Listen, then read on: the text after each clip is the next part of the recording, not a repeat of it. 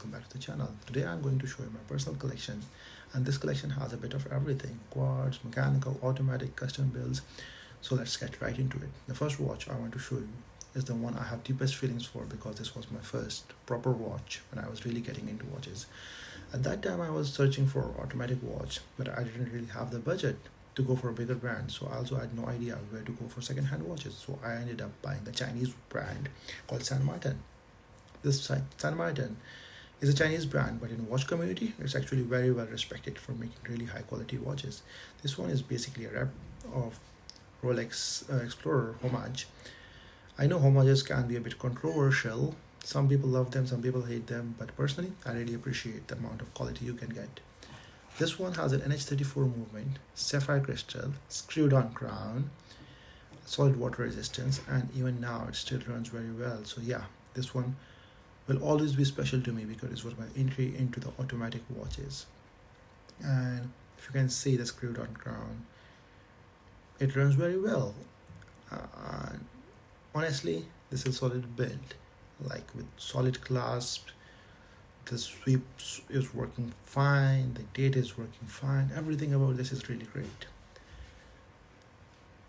Yeah, I really love this watch, to be very honest.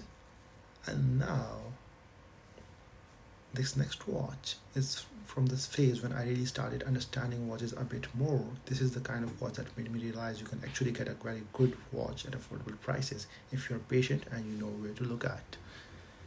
I bought this one from a second-hand market, got it serviced, and now it runs in great condition. What I really love here is that it got this PRX style case and really nice beautiful crystal. There's integrated sporty look, which I think looks amazing on the wrist, and overall it just has a really nice presence. Watch is priceless to me because this was a gift from my wife, so automatically this means a lot more. This is Casio Adafruit, and what I love about this is this blue textured dial. The 3D texture is not something you get at this budget, and it has a sapphire glass as well. Although it's a quartz movement, it sits very thin on the wrist, but an absolutely beautiful watch.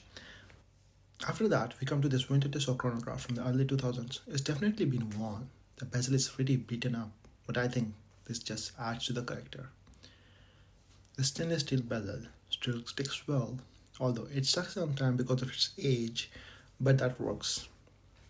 It originally came on a metal bracelet, but I changed this to NATO strap.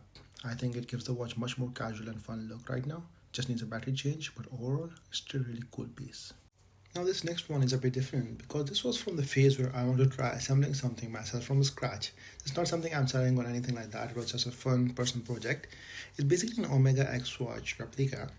I got another case, a strap for it, and assembled it together myself. And honestly, the final result came out really good. It was more about fun of building something and learning through the process. And it has a VH31, which is actually a quad sweep second movement. If you can see that the hand sweeping around pretty well, and I love the overall look and feel of this watch. Now the next watch, this Swiss mechanical watch, and it's probably the cheapest in the whole collection. I picked this up at auction for just €5, which is honestly crazy for what this offers.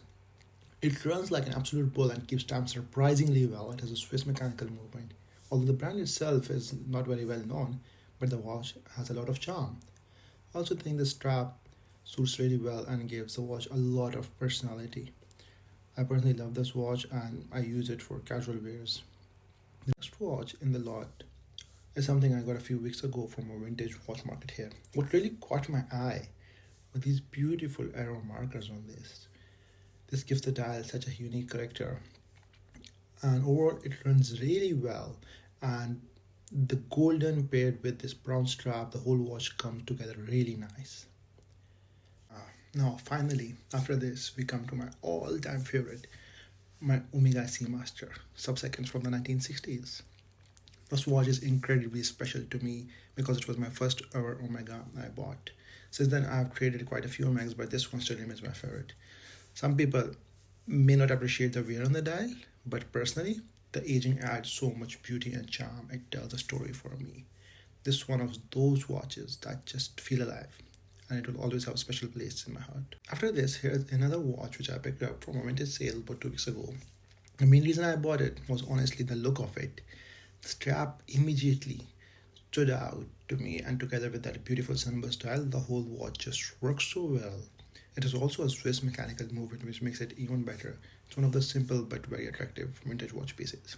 Finally, the last watch of this box is this Record Genie from 1940s and 50s eras. Gold plated, has sub-seconds, and just has a classic vintage elegance that's hard to beat.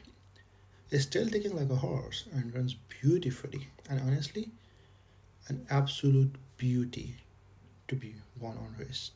Yeah, now I have a few more to show, out of which one is this custom belt, and which is like I had the VH31 movement, the case it comes from a Seiko movement, and the hands that come from Seiko movement. The strap itself comes from somewhere else. You can see the beautiful VH31 movement from the casing, and it's like a sweep second movement that works really well. Now, the same goes for this one. This is something I got, and then the glass was damaged, so I changed the glass, and I usually use these ones for like my casual daily wear watches.